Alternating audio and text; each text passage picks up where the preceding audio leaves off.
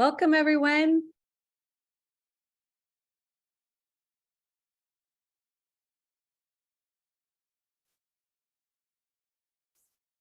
Thank you all for joining. Please take a moment and you'll see a poll quiz up on the screen. While you're waiting for others to enter, we'd love you to take the quiz so we can make sure and give you the right information for tonight's workshop.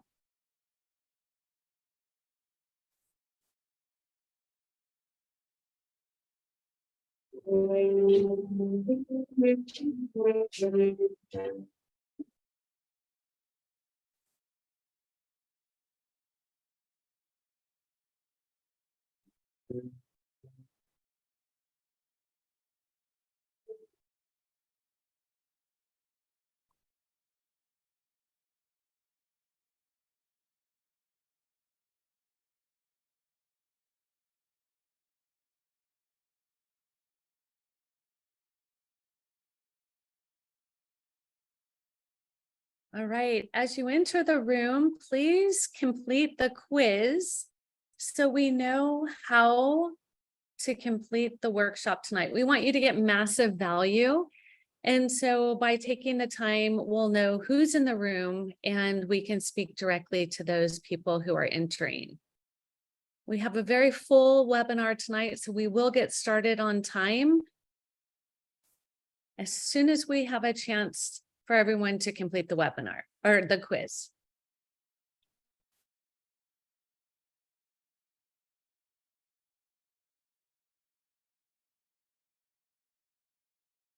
Awesome. Thank you for showing it. It's working well.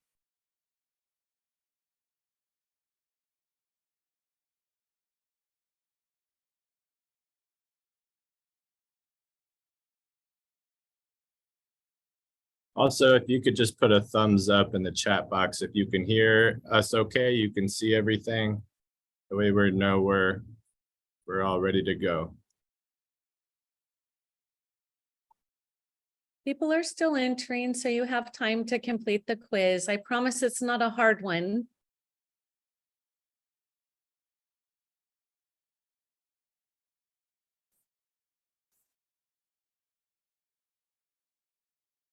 Not getting any thumbs up. Can everyone hear us okay? If you can hear us, go ahead and put a just okay or a yes or a thumbs up in the chat box. That way we know we can hear you can hear us. I see 2 hands up. Okay. There we go.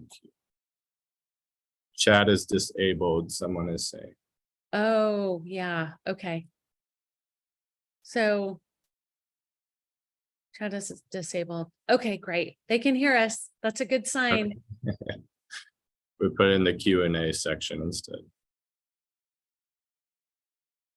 We can hear you. Yay. Okay. Outstanding.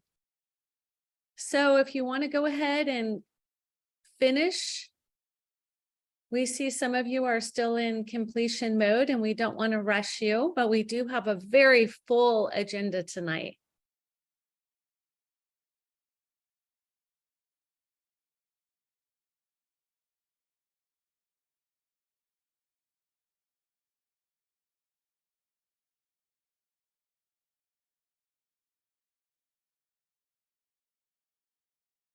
Okay. I think we enabled the chat there. Okay, I'm going to go ahead and end the poll. Do you want to get started, Shelley? Yeah, let's do this. Excellent. Well, welcome everyone. I am so happy you're here. We're so happy you're here. My name is Shelley Howard and I'm the founder and CEO of College Ready. And tonight, Kevin and I have a packed agenda. So I recommend putting away all distractions. I recommend having a notepad and let's go ahead and jump in and get started.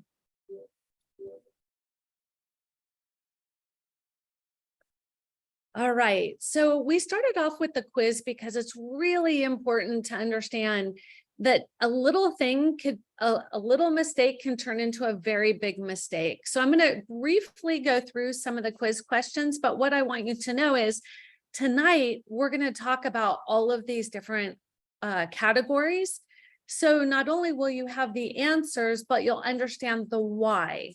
So for question number 1, what is the term COA in college planning? It is cost of attendance, number C, or letter C. How many pieces are there in college planning? How many pieces to the puzzle, right? It's a huge puzzle. There are 3 main pieces we're going to talk about tonight. Number 3 is B, false. We're going to explain a little bit more. Number 4, B, false. This one I hear all the time. Shelly, I just make too much money. There's no money for my family. And I'm here to tell you, there's a ton of money for your family, regardless of what you do or don't make. Number 5 is C, 10 to 12 colleges. All right, number 6 is D, student aid index. And this may be new for a lot of you because it changed from expected family contribution. And we'll dive deep into that because that's really important for you to understand. Number 7, it really depends on the college. We'll dive deeper into that. Number 8 is false. Interesting. A lot of people are kind of perplexed. Number 9 is C. I know it feels like D, but honestly, it is C. And then number 10 is D. It is definitely possible. And 2 out of my 4, actually 3 out of my 4 went private, and all of them, it was cheaper for them than it would have been public. Quick disclaimer tonight. This presentation is educational. We want you to have the knowledge to make the right decisions. So we're not here to be your CPA. We're not here to tell you about IRS code. We're simply here to educate you. And so we want you to know everybody has a different situation. And if you stay to the end, we have a really important opportunity for you to get your questions asked. So I am Shelly Howard. And like I mentioned, I am the founder of College Ready. I am going on my 16th application season, which seems a little crazy. And so I have so much opportunity and so much I want to share. And it went back. Kevin, can you take me back? There we go. Why is this important? Well, I've been featured on Fox. I have a best-selling book. I am an international speaker.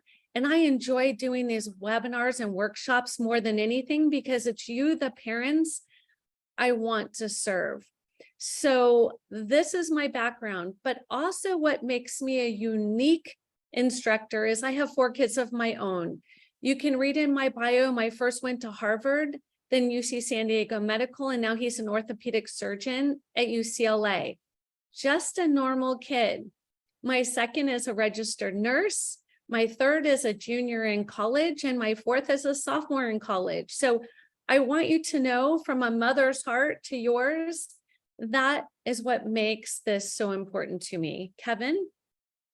Yep. So my name is Kevin Rourke. I am the founder and CEO of CapeCo. We are a team of financial planners. Everybody in my team comprises all the credentials you see here in front of you. Chartered financial consultants. We do certified financial planning, social security. We do estate planning, everything around the sun. It's not just investments that we do. But today, obviously, we are going to be focused on college funding. What are the best ways to fund and how are we funding? Okay, so a little bit of housekeeping. Attendance is good, but participation is better. If we ask questions, I think I've enabled the chat this so far. If not, you can put it in the question and answers box. We'll get to those. Understand that we're going to be giving you a lot of information, but going very quickly. We only have about an hour and a half that we spend here. We could, between Shelly and I, we could speak for 4 or 5 hours on this topic alone. But with that being said, I put in the chat box a link that you can book a one-on-one appointment. We'll make an offer towards the end. But again, if you have any questions, just type those in. We are going to send you an evaluation form at the end. This is free, but we just want to know if you can do us a favor at the end. Tell us, be critical. Is there anything that you wish that we taught that we didn't teach, anything you wish that we maybe spent some more time on. That way we can help and keep improving. That way we can help as many people as possible. So we do have one free scholarship offer at the end, but you do have to stay to the end to figure out what that is. Here's an example. The value is of $1,500. We are going to be giving it away to one family. There are specific instructions though. So this was the last winner. We typically teach seminars all around the country. This is one of our first few webinars. So you can't take a picture like this unless you fly into our office, but that's okay. We love to see you guys over Zoom. So again, we're a financial planning company, myself and CapeCo. These are all the classes that we teach all over the country. Tax law, women and their finances, life settlements, My Fed Life. But today we're going to be obviously teaching college planning strategies. We are currently teaching 3 other courses. Your Dream Retirement, Tax Reduction Strategy, and Estate Planning are the ones we're doing this year. If you have any interest in those topics whatsoever, please email us, please message us. We'll be more than happy to invite you to those as well. Okay, and again, it's not just investments. We have all kinds of different areas that we focus on with families. Today, once again, we will be focusing on college planning. So why am I doing this? Why are we sitting here? Why is a finance guy sitting in front of a college planning parents and students? Simply, it's expensive, right? Certain private universities are as high as $75,000 per year. And for those of you who have multiple kids, and we took a poll at the beginning, you already know, otherwise you wouldn't be showing up to this seminar. So I'm the founder of CapeCo. I've been in the financial planning business for roughly 8 years. I was sick of having our clients coming in for retirement planning who are 60, 65, 70, and they have a mountain of college student loan debt, right? And so I went on a mission and said, well, how can we solve that earlier? How can I reach people at an earlier stage and teach them the tricks of the trade so they don't have to go through all that debt? Then that's how I met Shelly. Shelly's one of the best college planners in the country. She really knows how to hone in the student skills and passions, and I'll let her explain that a little bit further. But we did a partnership. So Shelly's gonna teach you a lot about getting accepted, what colleges are looking for, how you can put yourself in the best position to be accepted. And then my job is to teach the financing, the funding, how are we actually paying if there's any out-of-pocket costs once we're getting those scholarships and getting accepted to the school. So also why I'm doing this is I made a lot of mistakes while I was going through this process. Okay, I'll give you a little background on myself. This is me and my wife, Maggie. We're both from Indianapolis, Indiana, born and raised. We've known each other since we were 12. Okay, so been best friends for a really long time.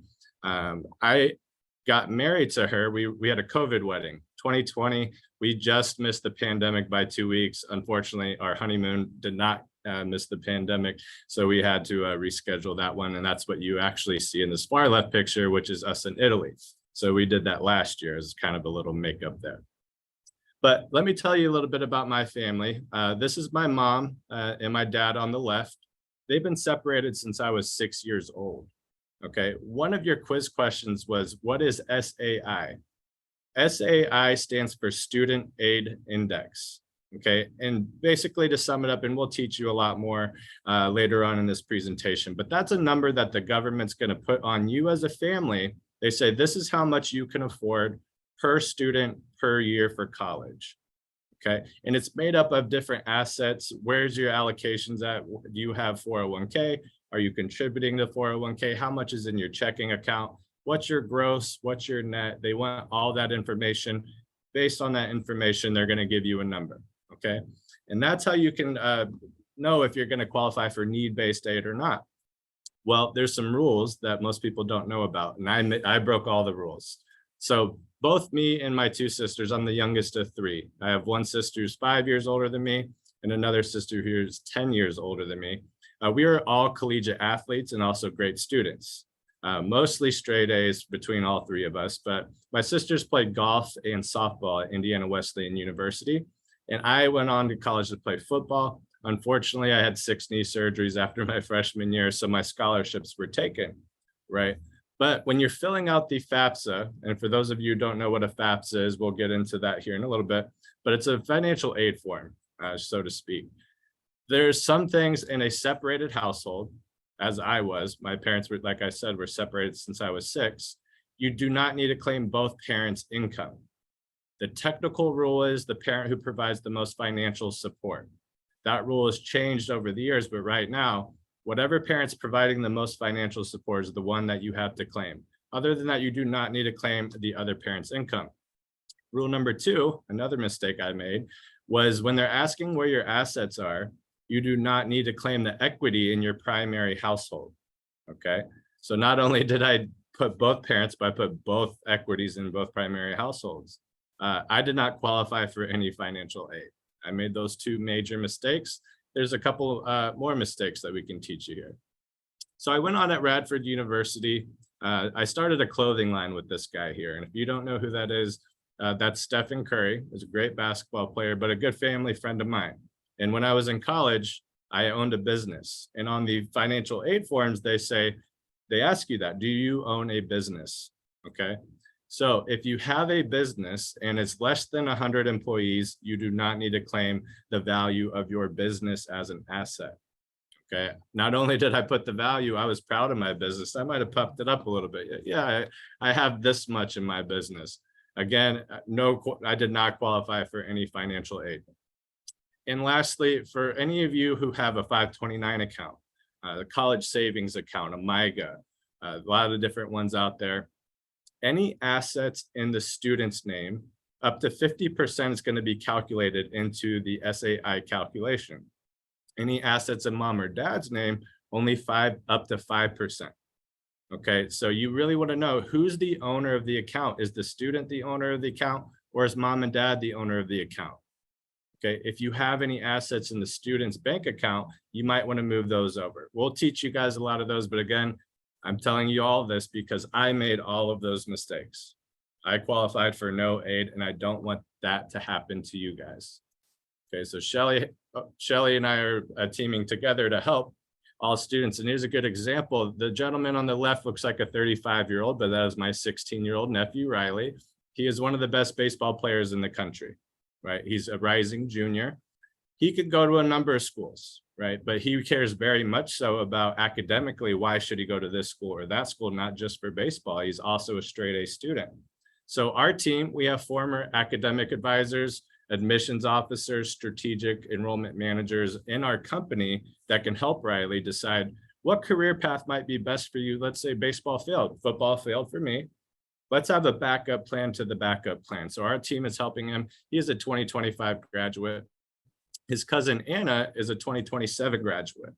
Completely different situation. She has no athletic bone in her body. She has no idea where she wants to go to school. She doesn't know what she wants to study. Again, we have that full team to help her along the way. We've got her a little bit closer to that finish line. And then finally, the little one you see in the green shirt here, his name's Aiden. He's graduating in 2030.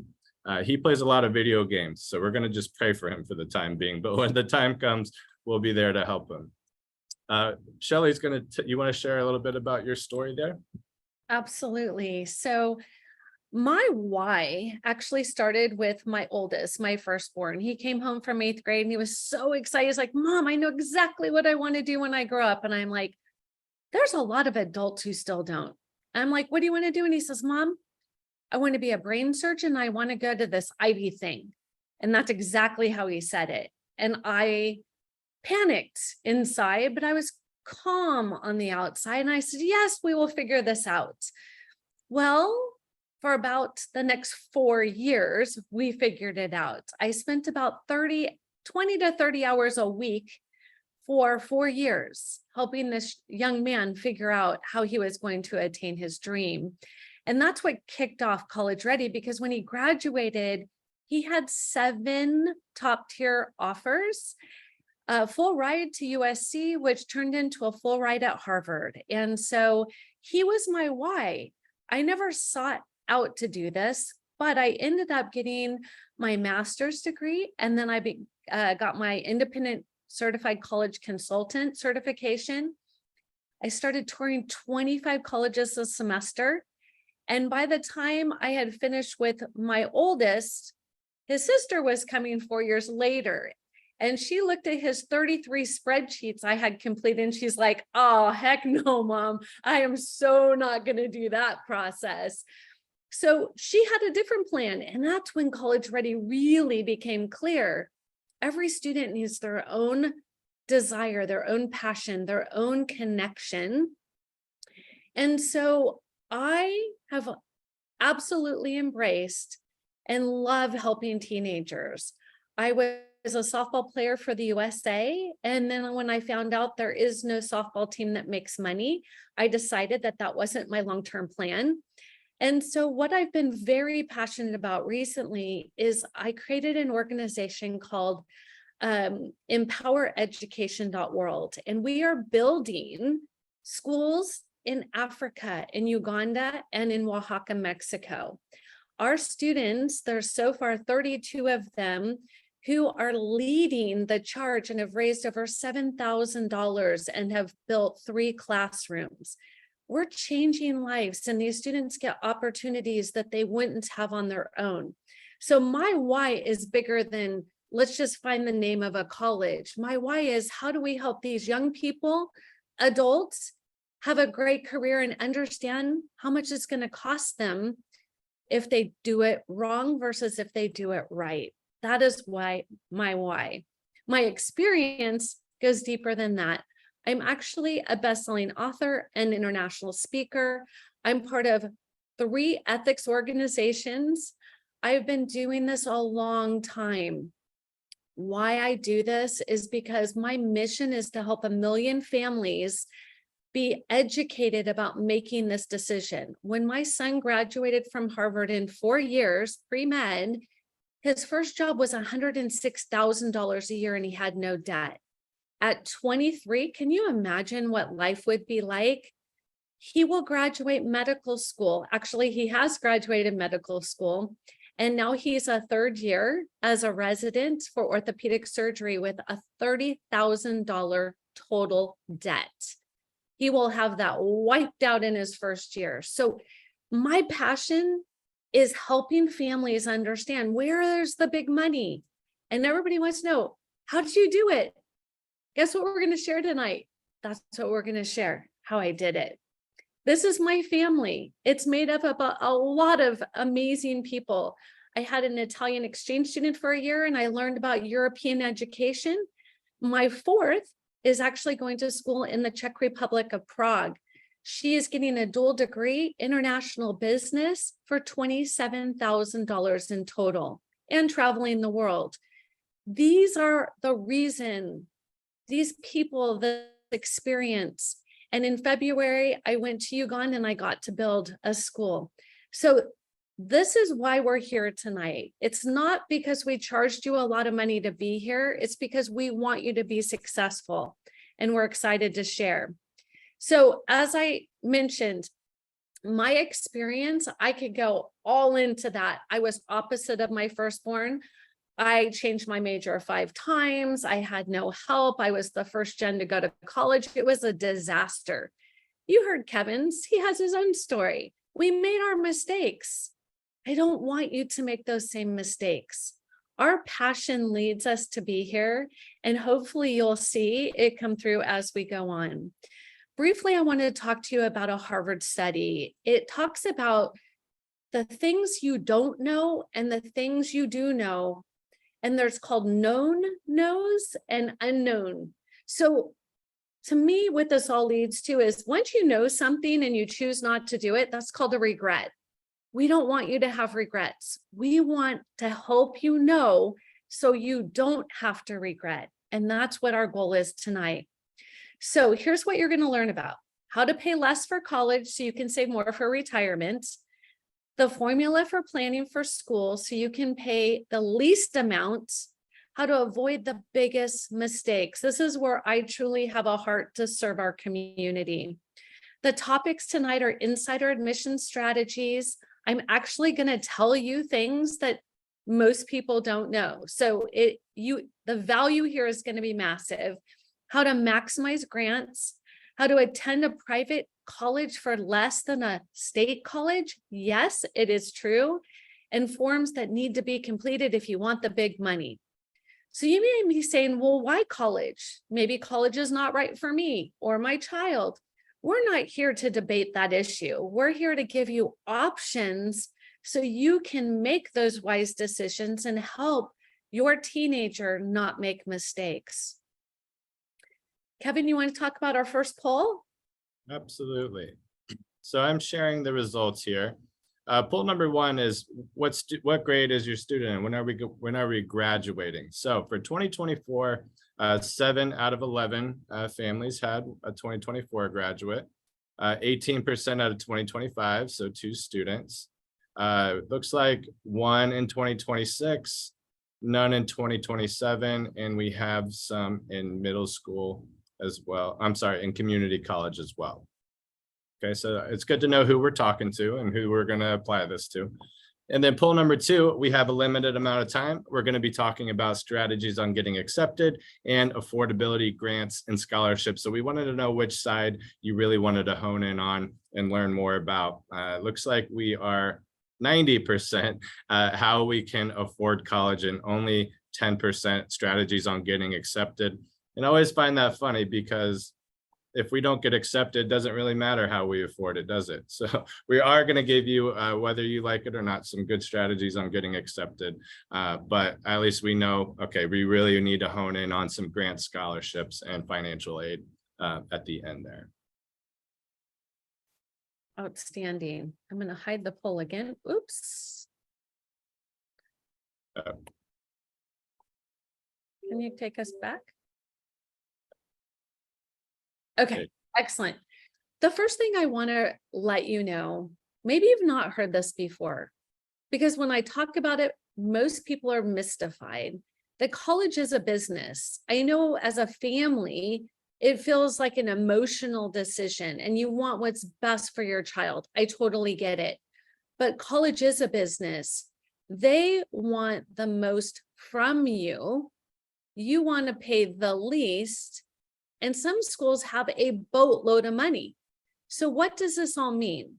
There are colleges that I talk about in my best-selling book that there's 10 of them that are tuition free. All you have to do is work, but nobody wants to go to school there. Everybody wants to go where all the competition is. There's so many amazing schools that are hugely gifting students. We have students every year who get scholarships and often full rides. Tonight, we're going to talk about 3 major pieces. I wish I could talk about all 7. We just don't have enough time. We're going to talk about getting accepted, getting the financial aid, and how will you pay for it. So when we talk about getting accepted to college, like Kevin said, if we don't get accepted, we don't have to worry about the rest. This is my specialty. This is where we shine. We create a standout strategy for your student because there's going to be a student who has the same GPA as yours or higher, the same test score as yours or higher. Why will they pick your student? That is what we do. So if you're really confused and overwhelmed, it's because this process is hard. Most people don't even know where to start. It's confusing, it's competitive, it's expensive. I want to unpack that for you and let's get started. We also have forms that you need to complete. A lot of people, and it may be you, think, I make too much money. This will never apply to me. Remember I told you all of my son's opportunities for a full ride? I live in Southern California. I have students and consultants and friends and family who've done this all over the world, but I live in an area that you can't be need-based and live here. It would be very challenging. So I'm going to teach you about how important the forms are. The FAFSA, the deadline has always been, or it opens in October and ends in June. This year it's not going to open till December. Oh my gosh, you need to know what that means for your child's future. You want to apply early. Everybody should complete the FAFSA unless you're happy to write a check and pay full price. 46 questions with a 91% error rate. It doesn't need to be that way, and we can help you navigate through it. There's also this weird form called a CSS profile, and when Harvard sent it to me, I almost choked. They wanted to know every detail about every piece of my finances. And if you don't complete it, you leave 70% of the grants on the table. These are the things we want you to know, because if you don't play the game, you will pay full price. It's that simple. There's a strategy for this. We want to help you go to these schools that offer the most money. It makes the student feel good, and it makes your pocketbook and your retirement feel better. Now, keep in mind, there's these other forms that are making students crazy right now. My Rising Seniors have the Common App, the Coalition App, the Private App, the State App, the School App. And if that doesn't blow your mind, there are different essays for each of them. It is a very competitive, overwhelming thing. Don't think for a second the high school is doing this, and don't think for a second your 17-year-old understands that an optional question is not optional. These things are what we specialize in, and we want to help support you. The other question I often get is, how many colleges should I apply to? Well, let me tell you, last year I had a student do 38, way over the top. It was a disaster. I told the family early on, bad strategy, they worked it anyway. The average student does 12 for reach, for comfort, for safety, but finding out, is it a real reach? Is it a real comfort? And is it a real safety? We have a proprietary program called The Vault with 16 years of information to help you know, is that school reach, comfort, or safety? But the other point is, you want to have competing schools. Remember when I talked about USC getting the full ride, and then Harvard knocking, going, well, we'll give you some of that. We'll give you that and a trip to come and check out Harvard. It's just such an experience to compete. All right, secrets colleges don't want you to know. Admissions officers do not make the final decision. As a matter of fact, they're only a small part in the process. Small schools have a small number of students. UCLA and the like have massive amounts of students. We have the stats for you if you're interested. Why this is important is because your student will have about 4 minutes for the admissions person to read their application, their activities, honors, and awards, and their essay. If it is not stellar and stand out, it will go in the wrong pile, and it is heartbreaking. But really, the person you need to be paying attention to is the strategic enrollment manager. And nobody wants to talk to you about this, because this is their little secret. This is the person who has to balance the class of accountants, psychologists, artists.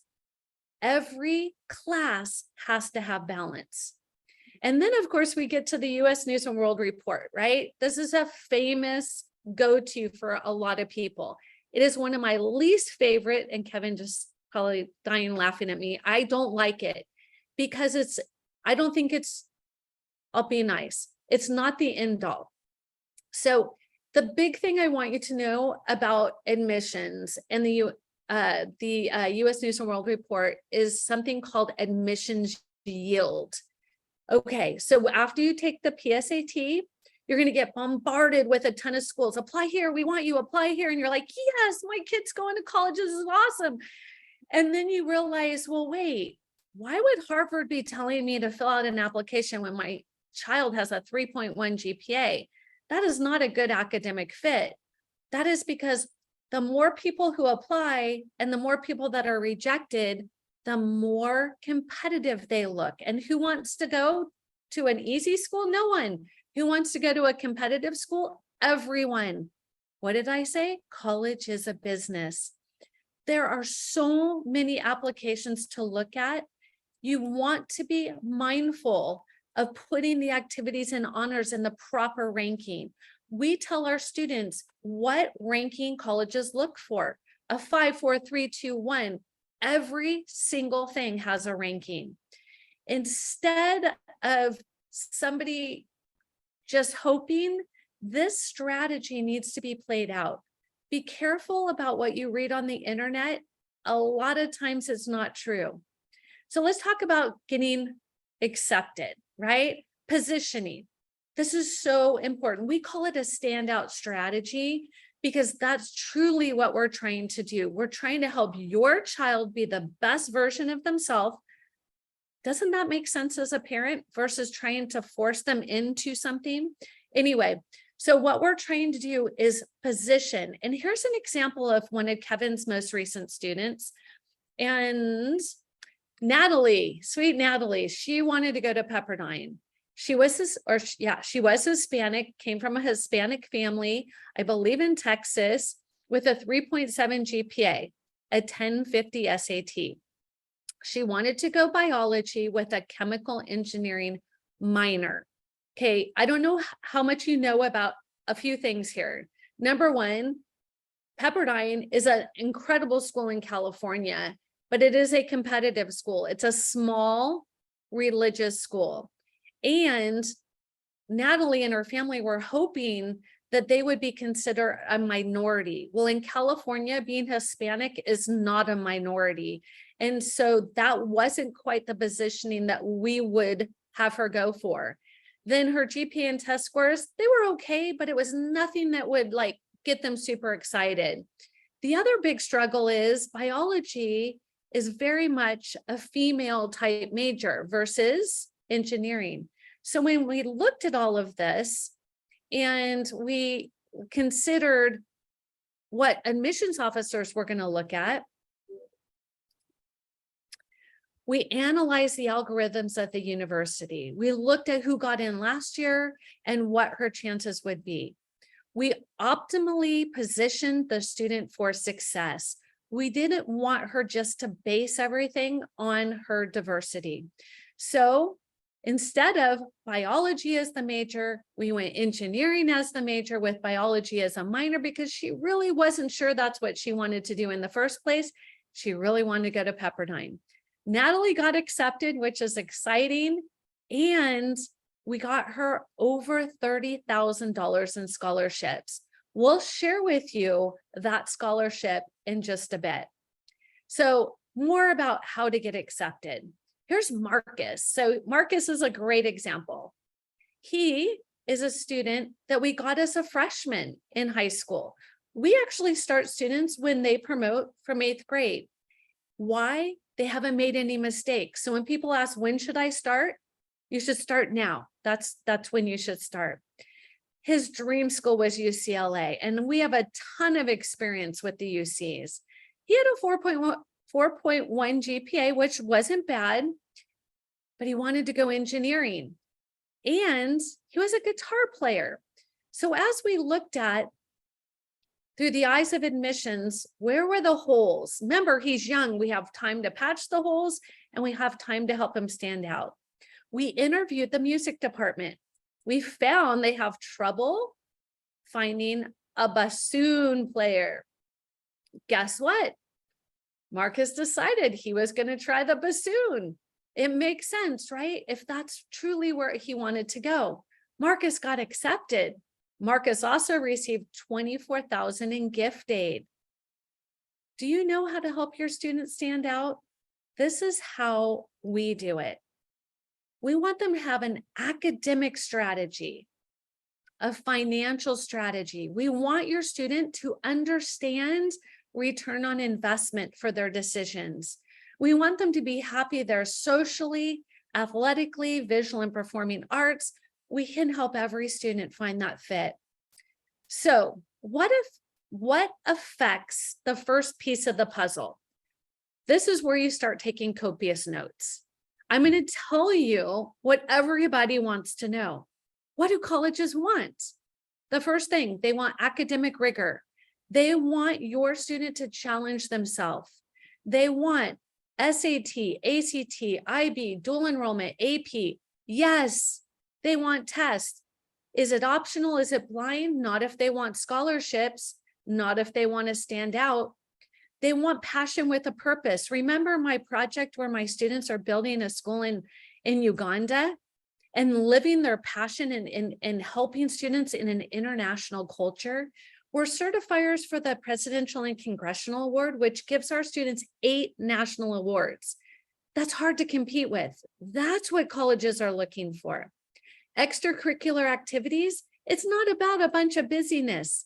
It's about strategic alignment, leadership. Students are looking for leaders. Why? Because it's a business. Those leaders are going to make the school better. Therefore, the school is going to rise. And when they graduate, they will be somebody wants to emulate. Letters of recommendation, there is a strategy for that. Essays are critical. Our essay editors have got our students into every top tier school, actually every school. They are phenomenal. Our lead editor has 3 degrees in college essay writing. We want your student to understand diversity and inclusion. We want them to understand activities, honors, and awards. Real brief here. Had a student come to me. We went over everything and I said, are you sure there's not more? And he says, nope, nothing else. And the parent looks and says, well, what about your Eagle Scout? And I shook my head and I'm like, this is where the students make their biggest mistakes. They just don't value it the same as a university does. In college interviews, we prepare your student for that interview. So let's talk about the roadmap. I want to lay it out for you. There's no mystery with us. We want you to be empowered with knowledge. Our strategic certified consultants analyze school algorithms.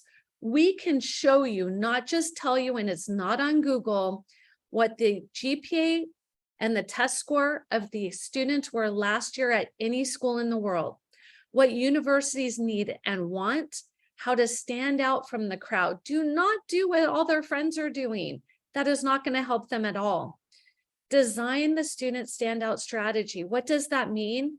If they want to go into a certain area and everything else in their resume points a different direction, that only confuses the admissions person. We're going to market the student because you've raised them to be humble. Don't brag, don't boast. And we're going to tell them brag like your life depends on it because they'll never meet them otherwise. So we help them with their verbiage. We help them to take what they've done and polish it and make it worthy of an admittance. We want them to have a good social fit. If they're an athlete, we work with scholar athletes. It's important for students to know what that role looks like. If they make one mistake, one miscontact, they can be disqualified. Our counselors and admissions officers put together a strategic college plan. We help them pick their top 3 majors, top 3 careers.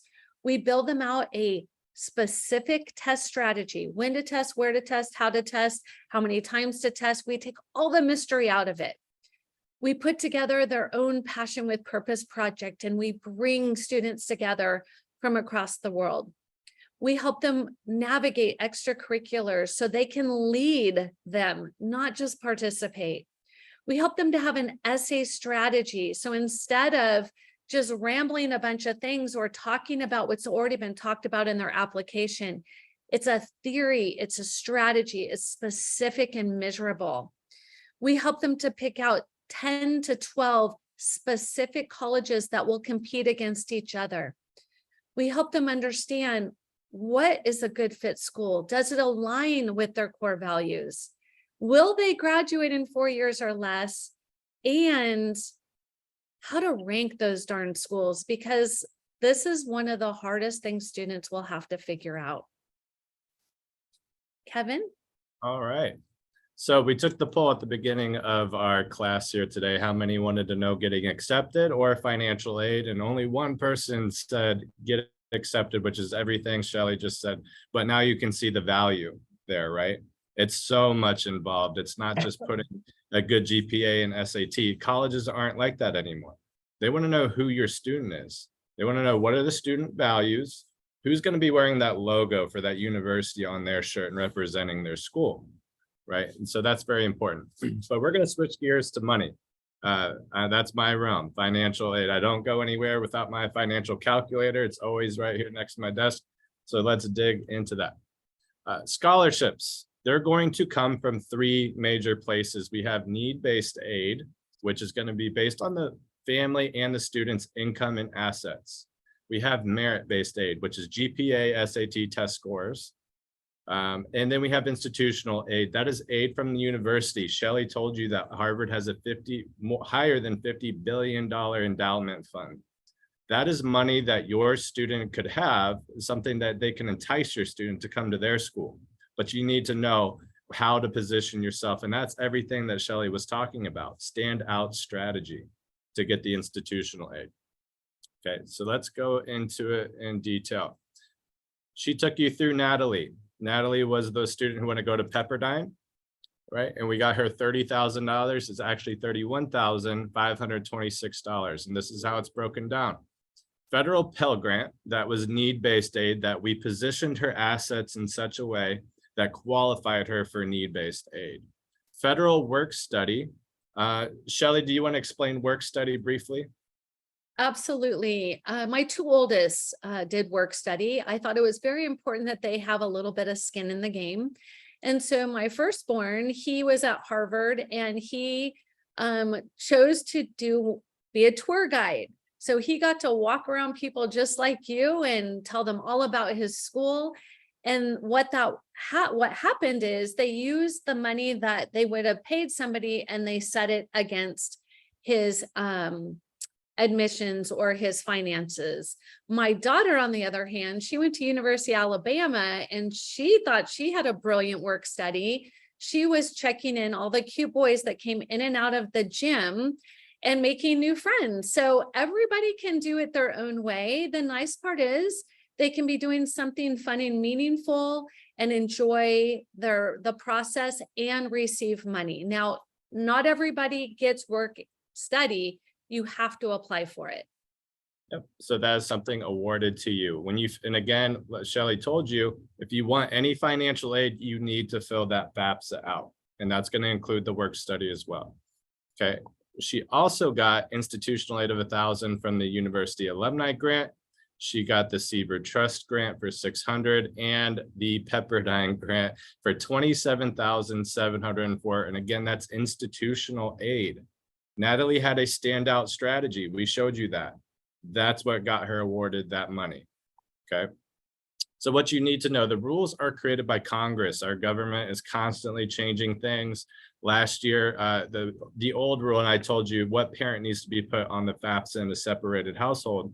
It used to be the parent who had the majority of custody. Now it's the parent who provides the most financial support. That's because the government knows that whoever's providing more financial support has a higher SAI and the student's going to qualify for less aid. Okay. They're always making it what they want to tell you is easier on you, but it's always difficult. Another major change, families used to have a discount for having multiple students in college at one time. Congress said no more. We are not giving you that discount. You're going to have to pay the same per student, right? Because colleges did not make enough money. They wanted to give them a little bit more, right?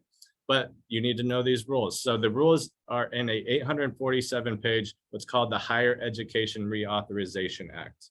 I don't know how many of you have read that other than Shelley here, but it's long and it's not exciting and it's constantly being amended. Okay, we talked briefly about student aid index, that calculation. The formula itself is 36 printed pages long. Okay, and they don't always make sense, again, because Congress created the rules, right? Understanding how the rules apply to you is paramount. Making a little mistake can cost you a lot of money, and we will teach you some of those here. So it's expensive, spoiler alert, it's expensive no matter where you go. I saw some of you taking the poll had multiple students going in at one time. So 4 years can cost you $80,000 to $300,000, depending on where you're going. Multiply that by the number of kids. And right now the cost is increasing 10 to 12% every single year. So let's talk about the cost of attendance. A common misconception is it's just the tuition cost, but that's not true. It's going to be room and board. It's going to be the books, the transportation, personal expenses, miscellaneous expenses. Here at my financial firm, we have a couple of interns who are currently going to the University of Houston. They have to pay $600 for a parking fee for a parking lot that's not even close to their building, but they still have to pay that. That's $600 for a college student. It's not a little bit of money, right? So it's expensive. There's going to be expenses everywhere. And it's not just that. How much was the helmet? How much was the sweatshirt, the football tickets, the foam finger? These are things you need to calculate. It's not just going to be, hey, it's 20,000 a year, go pay that and that's it. No, there's a lot of added cost to it. So let's break down an example here. We have tuition being 36,428, room and board being 11,644. And I know a lot of the families we have coming in and say, no, Kev, it's okay. We're going to live, the student's going to live with me back at home. I don't know about your students, but I stayed at home over summer times when I was going through college, and I ate more food. I used all the electricity. It's still going to cost my family money. It's still going to cost you money, right? Campus comprehensive fees. So just miscellaneous fees, transit fees, books and supplies, personal allowance, and average loan fee, all bottom line at 55,706, right? So you're from the 36,000 tuition all the way up to 55,000, and the cost is just going to keep increasing. Biden tried to pass the $10,000 forgiveness. It didn't pass through, but even if it did pass through, I promise you that the colleges would just raise their tuition that much more. That's how the system works. And then also that's going to cost taxpayers in the back end anyway. So someone has to pay for that. How is a family supposed to pay for that? Can we pay for it out of the savings? Are we going to borrow? Are we going to get a scholarship? Of some moms, oh, we have a really bright student, he's going to get a full ride. We just showed you that's just merit-based aid. We have to attack it from 3 angles. Merit-based aid, GPA, SAT, yes, get high scores, do your homework, but we need institutional aid. We need you to have a standout strategy to get the institutional aid. Then we need to have financial planning to know what assets are going to count, what assets aren't, to get the need-based aid. Okay. Then we have go to a lesser school. We already told you, and we're going to teach you here coming up, you can go to a private university for cheaper than a state school. Okay, we'll teach you why that is. And not go at all. I'm not here to say college is for everybody. That's not true. There are a lot of financial certifications that just are a 2-year course, not a 4-year degree. My business partner here, he's been in the financial planning business for over 50 years. He says, Kev, my neighbor is a plumber. He makes $600,000 a year from his company. He smells real bad, but hey, he makes a lot of money. He did not go to a 4-year school to do that, right? So it's not for everybody. And if you don't know if it's for you, that's a struggle a lot of families have. I'm putting in the chat box right now. We're going to offer at the end for you to come in one-on-one, but book an appointment. That's something we can help with. We can ask you a lot of questions, give you the expectations, give you some tools that you can do in the meantime to help figure that out. Okay. So 3 magic letters, SAI, we've named it a couple times, Student Aid Index. When you complete the FAFSA based on your income, based on your asset allocation, the government's going to give you a number, how much you're going to have to pay for school, right? It's what the government thinks you can afford, and it's based on 74 factors. Here's a fun fact. The calculation itself is under the assumption that a family of 4 can live on $25,000 per year. Okay, I haven't met a family of 4 as a financial planner who can do that, right? But that's what the calculation is based on. But here's the top 5 factors. We have parents' income, parents' assets, student income, student assets, and how many people are in the household. Again, another factor that used to count is how many are attending college at one time, but no longer is there a discount, right? They took that away. So certain assets are hidden. And again, a mistake I made, any assets in mom and dad's name, only up to 5%, sometimes even lower, is going to be calculated into that calculation, student aid index. Any in the student's name, up to 50%. So again, if you have the 529 accounts, if you have the UGMAs, the UTMAs, any sort of college savings account, student checking account, you may want to look at that owner being mom or dad, not the student. Again, book an appointment. We can help you there. Where should you have the assets? What's counted? What's not? We'll do that for you. So student aid index continue. There's a lot of ways in reducing your student aid index legally. Similar to tax planning, if you run a business, certain things are you mark off as an expense, certain things you can't. It's the same thing. There's certain assets that are hidden. If you have a checking account that's going to count against you. If you have private investment, so you have your own brokerage account, that's going to count into that calculation. Things that do not count are your 401k, IRA, any official retirement account that is not calculated in. Reason being is the government says, well, if you're not 59 and a half, you're going to have to pay a penalty on top of the tax to take that out of your account. We're not going to expect you to do that, right? But what they will count is how much are you contributing in an annual year to your IRA, to your 401k, because the government says, well, you can easily stop contributing and then point that money in the direction of the school, right? So there's a lot of rules. There's over 74 different factors. Those are just major ones that are very common, okay? SAI is unique to the college you are applying to. Different universities are going to consider the SAI differently, right? You have to apply for it every single year. That's the FAFSA and CSS profile are going to come up with the student aid index. You filling it out December, like Shelley said, on your senior year of high school, then you have to fill it out every single year thereafter for the following year that you're going to need financial aid, okay? And the SAI score is not given to you till halfway, really 3/4 all the way through your senior year, because it used to be October that you fill the form. Now it's not till December. So the schools are going to have as much time to kick back that student aid index to you in the award letters, right? So I equate that to going to a car dealership, picking a real nice car just because you like the way it looks, driving it off the lot to your home in your driveway, calling the dealership and saying, hey, how much do I owe for that? It's the same thing, because you should have already applied to the schools that you want to apply to by the time that you're completing that FAFSA, without knowing what the student aid index is and how that affects at the college you're applying to. So again, put in the chat box, I put link, book a meeting with us. That's the first thing we'll do for you. Calculate your student aid index for you now.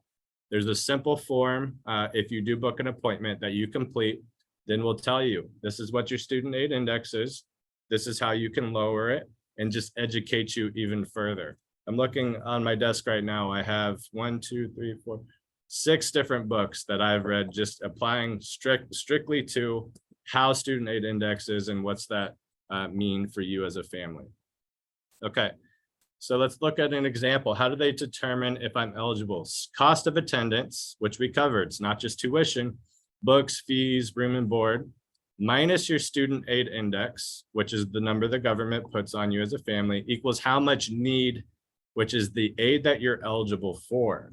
So let's do an example. If the cost of attendance is $20,000, your student aid index is $16,000, you're only eligible for $4,000 worth of aid. But that's not guaranteed to be given to you. That's just what you qualify for. So between Shelley's expertise and my expertise, it's our job to get that all to you. Okay, so student aid index, case study number 1. One of my students, Robert, his parents were separated. And remember, in a separated household, you only need to put one parent's income. All right. So he wanted to study pre-law. He had a 1250 on the SAT. He looked at 11 colleges around the country. His family income was $55,000 a year. Originally, he put both parents, so it would have been $190,000, but we took that down. So we put it to $55,000, which is going to extremely reduce that student aid index. He had $23,500 in an UGMA. And if you're not familiar with an UGMA, it's a college savings account, much like the 529, except for the student's going to become the owner once they reach the age of majority of 18. So we took that out. In my financial firm, we will educate you. There are certain assets that you can put in investments that are hidden, legally hidden from the SAI. And by the way, if you have not heard SAI, it used to be called Expected Family Contribution, EFC. But now they've changed that. Again, they're constantly changing. But we have the investment that's hidden from the student aid index. It grows tax-free. You cannot lose money. Again, you cannot lose money.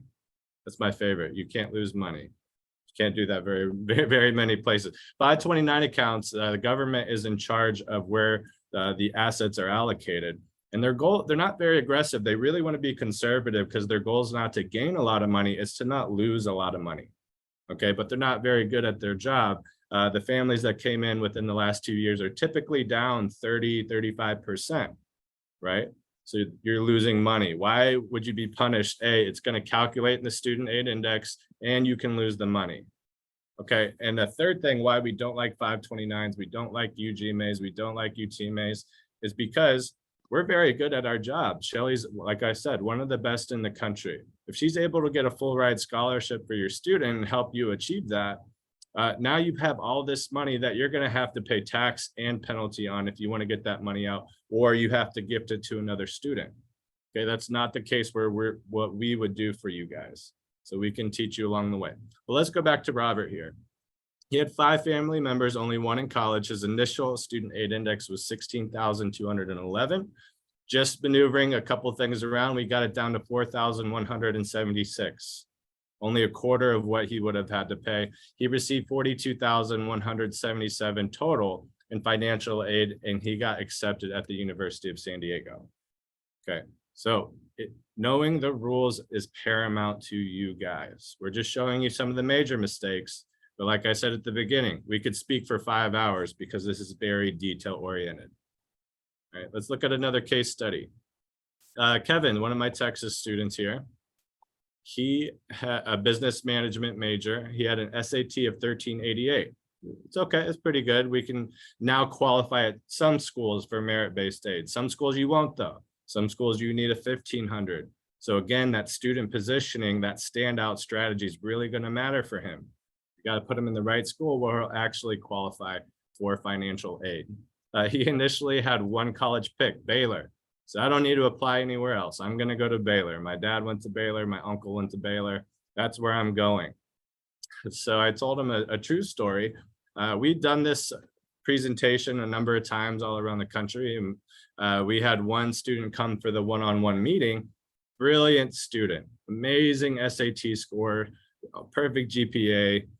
He wanted to go to an Ivy League school. Okay, he had one school in mind. He apparently he didn't want our help once he first came to us in the fall of his senior year.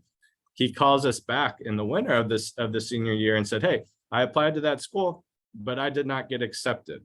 I said, "I know, it's a high risk. It's not just GPA. It's not just your test score."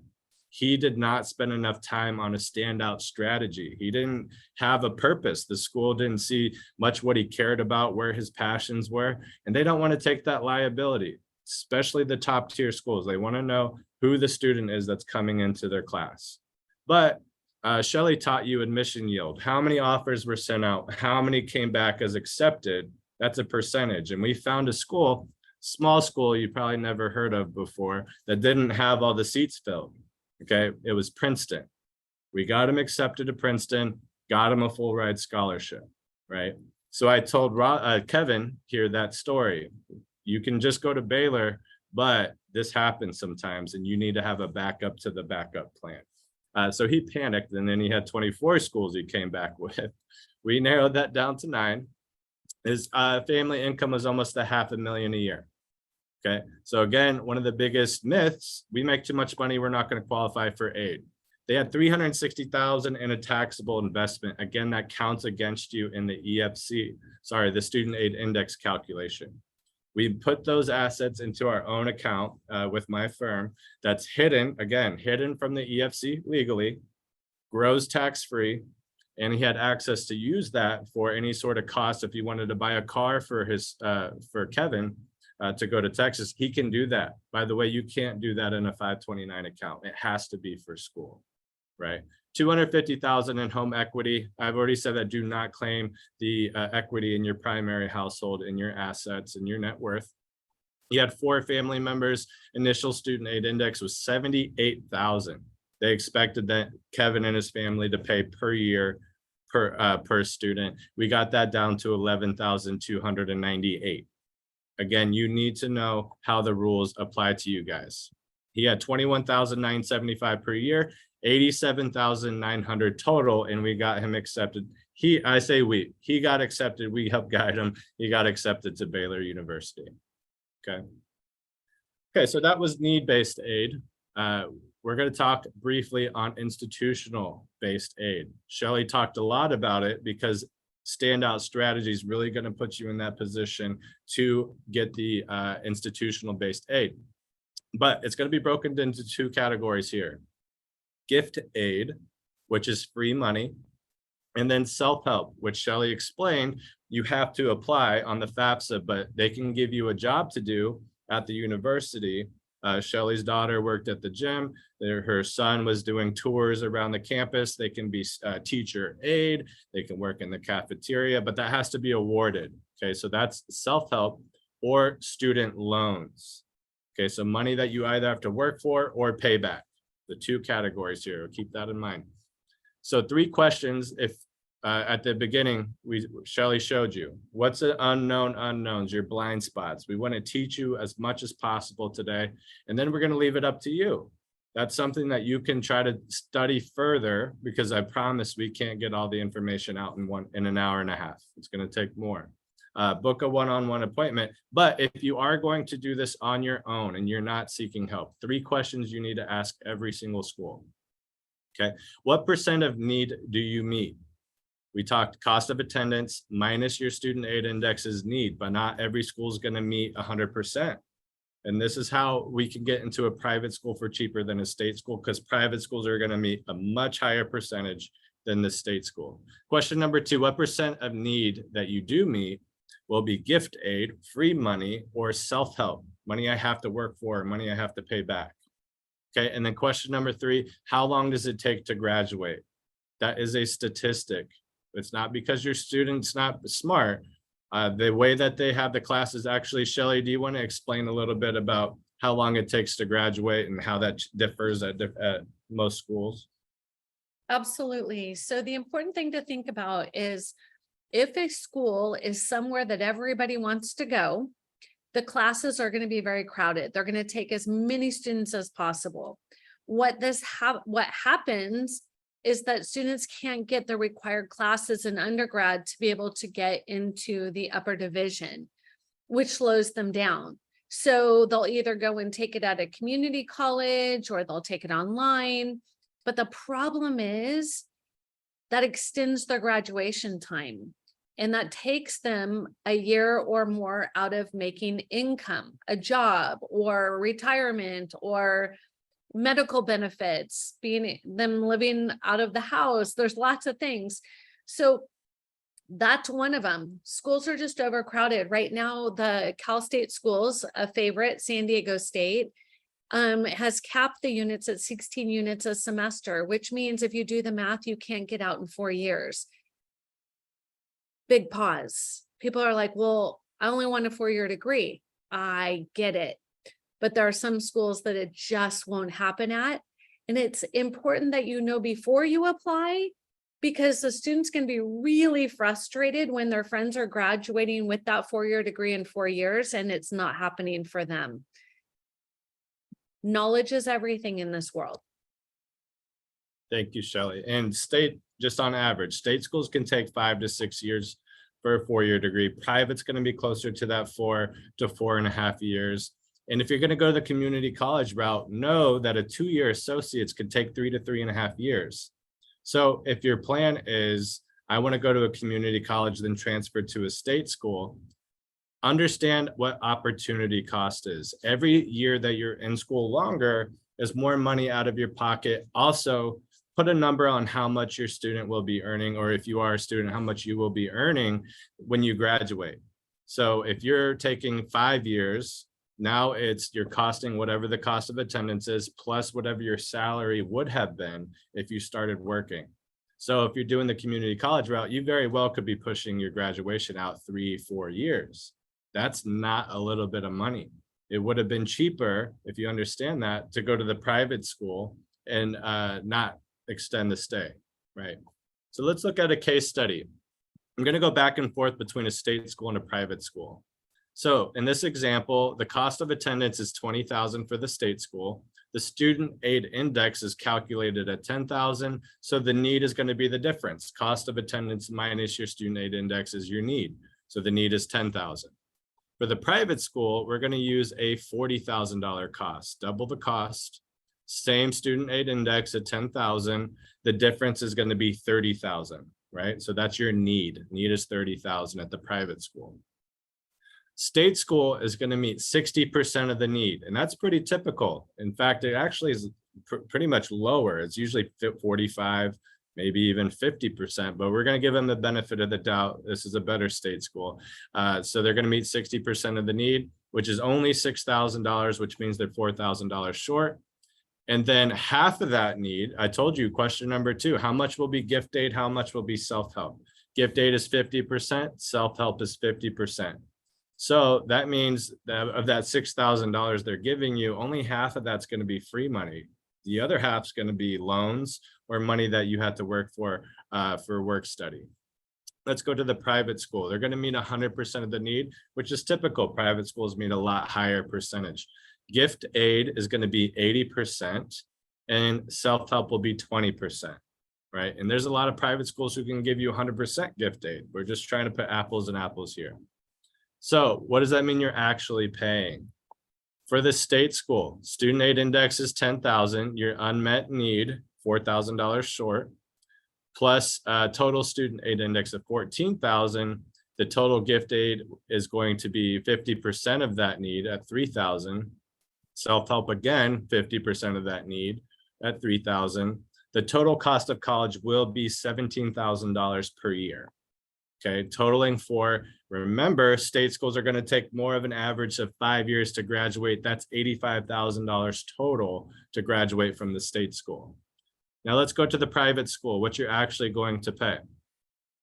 Total student aid index, again, is going to be the same here. Total self-help is 6,000, so that's 20% of the need. Total gift aid is 80% of that need at 24,000. So the total cost will be 64,000. In private schools, you're going to graduate closer to 4 years. So that's a total of 64,000. Even if you went for 5 years, you're still $1,000 cheaper at the private school than you would be the state school. Okay, so let's look at a real life example here.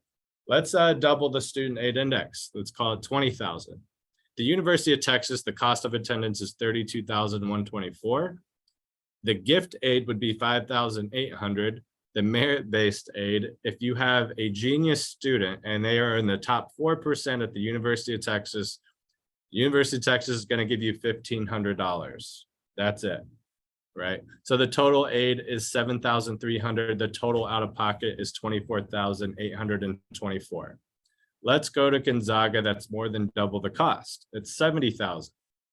Total gift aid is $30,000. The merit-based aid is going to go to almost half of the students, 48%. That's $21,000. The total aid is $51,000. So the total out of pocket, $17,722. Okay, I'm not telling you to go to Gonzaga University. We have a lot of work, but this is just a typical apples to apples comparison. What a private school look like neck and neck with the state school. Okay, so let's talk some myth versus reality. My income's too high, I will not qualify. That means you're not going to get need-based aid maybe, but you still have merit and you still have institutional aid. Okay, so my grades are too low. Okay, we've sacrificed some merit-based aid there, but we still have need-based, we still have institutional aid. Okay, so I own a home with equity. Do not claim the equity in your primary household. I think that's the 4th time we've told you today.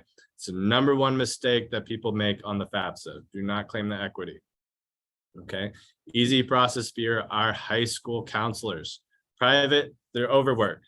Guidance counselors are overworked. Don't say, I'm not saying don't go to them. They can be an excellent source. Maybe there's some local scholarships, some links, but they simply can't spend that one-on-one time that's actually required for this process. That's what people like Shelley are here for. Okay. So private school, high schools have 1 counselor for every 100 students on average, and the public schools can have 1 to every 500 to 600 students on average. Okay. Largely overworked. Okay, so let's look at an award letter here. When you are applying to schools, when you fill out the FAFSA, all the schools that accept you will send you what is called an award letter, which will look similar to this. This is the cost of attendance being $36,000. We got over half the cost covered at $20,000 for the fall and $20,000 for the spring. Okay. But number one way to get more money, we can appeal this award letter. It's not the final offer. There are certain reasons that we can come back and appeal this offer that they're sending to your student. Okay, so some reasons we can appeal: medical bills exceeding a certain percentage in an annual year. Maybe you had a death of someone who makes a lot of the money for the family. Maybe you lost a job. Okay, or other unexpected life events. There are a lot that we've seen come over the years. There's a lot of reasons why we can go appeal. Maybe you didn't get a high enough need-based aid, or I'm sorry, merit-based aid based on your GPA, your grades. We can go back, and Shelley said, we had USC offer full ride. You can take that to the other school and say, hey, this is what they offered. What will you offer, right? So we coach you here. This isn't just you call the school and say, hey, we need more money, please. That's not how it works. Okay, there's a process to these things. That's why people like Shelley and I are here for. Oh, okay. There we go. Okay, roadmap to financial aid. So we want to pick the right colleges for the institutional aid. Everything Shelley covered with you earlier.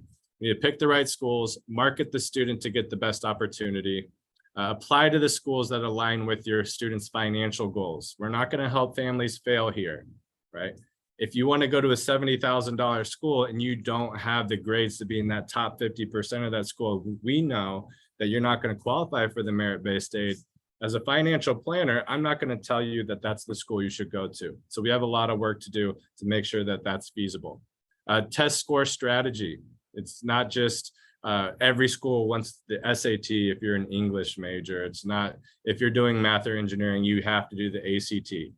Every student's going to be better at one test versus the other. And we have a diagnostic test that's going to tell us which one's better, and then have a custom study session or a study guide based on the questions you got incorrect, right? So there's a whole strategy behind the testing. We will advise you on the forms, CSS profile and FAFSA. Can we reallocate our assets? Again, book an appointment with us, book a discovery meeting one-on-one, and we'll give you an offer here in a little bit. We'll calculate that for you and give you some extra tips and show you how we can continue to help you after that meeting. Need-based aid. Again, if you're booking a discovery meeting, quick little questionnaire, I can calculate your student aid index for you. That way we can see up front, how much are we paying for school? So we don't have to guess at the school and then call, like I said, call the dealership. How much do I owe for that car again? Same thing. We want to calculate that now. We do full retirement analysis, just a part of what we do. Okay. We want to show you where you might be missing money that you're losing in other places unknowingly and unnecessarily. So we can put that towards the school. We want to hide assets that we can from the student aid index.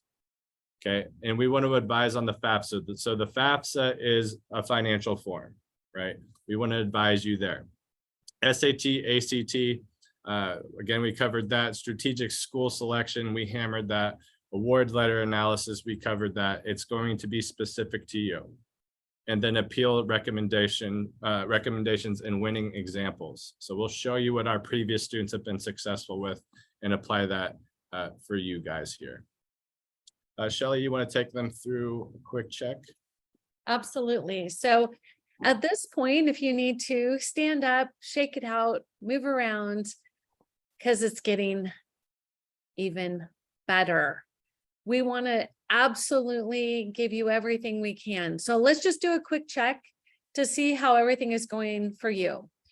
What are the opening and deadline dates for all forms that will qualify you for free money? Remember, we talked about the FAFSA date has changed. So if a well-meaning aunt or cousin or somebody says, oh, no, the FAFSA, just know it's changed.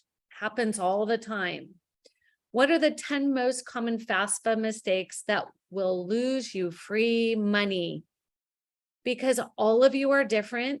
We can't tell you what those mistakes are for you in a general meeting, but when you book a call with us, we can tell you this, and this is going to cost you.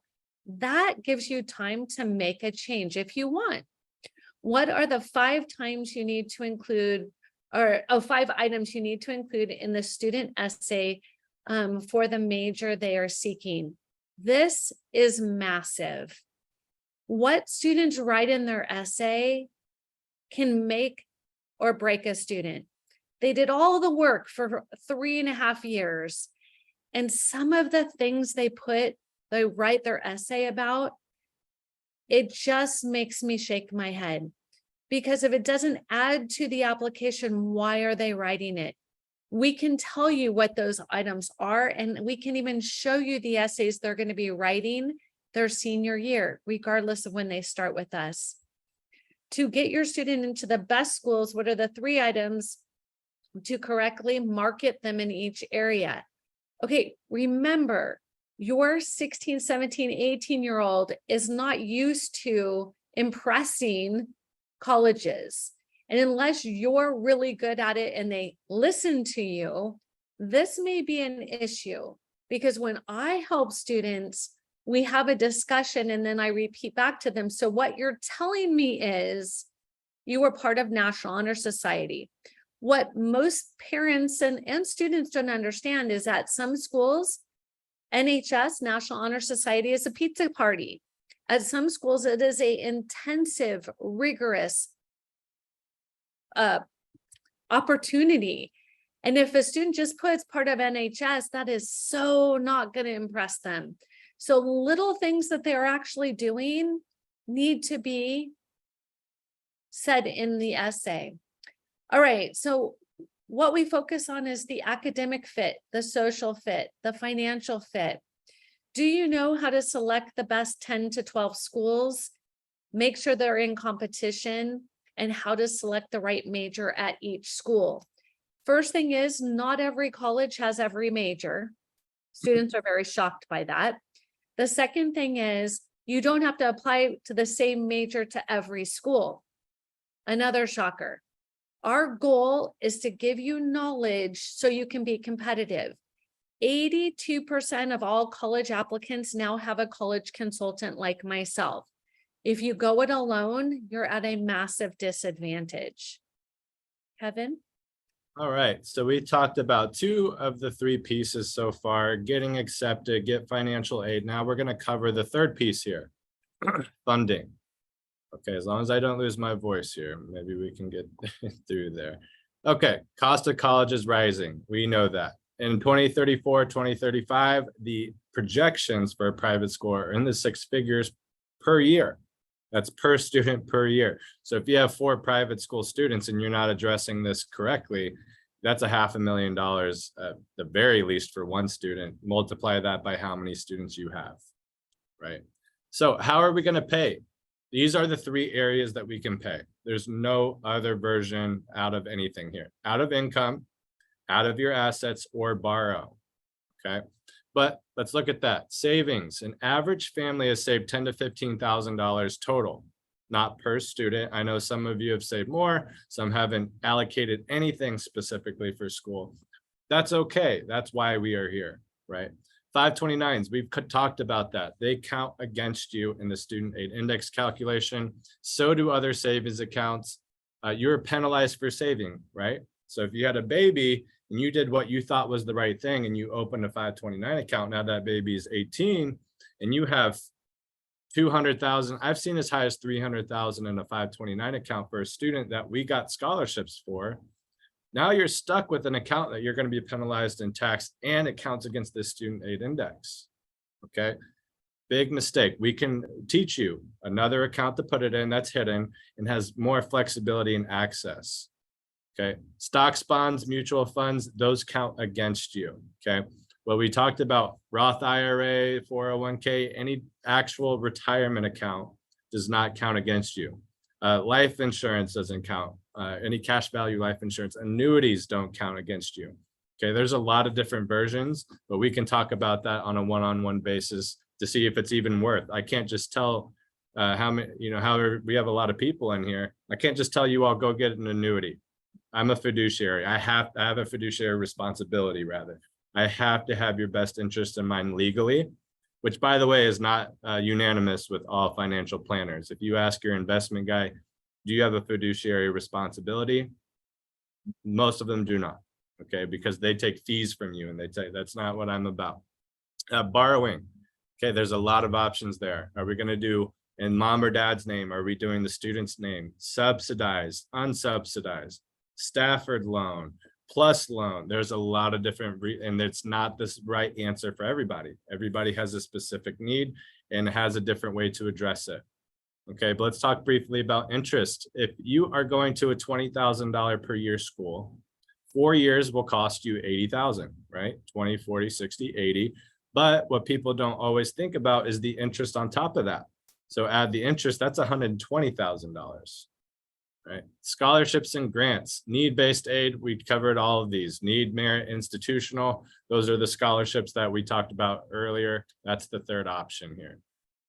Okay, so our process, we have 2 steps. Step 1, lower the cost. Before we do any sort of financial planning, we're going to start immediately, but how much can we get? Let's call it a wholesale price by choosing the right school, by getting good test grades, by doing a standout strategy with Shelly. Okay, so we talked all about choosing and lowering the cost so far. Step 2, we have financial strategies that can give you a full refund for any money that you do have to come out of pocket for. Okay, we call it being your own banker, and we'll teach you a little bit more about that here shortly. But first, let's look at the impact of lowering the cost.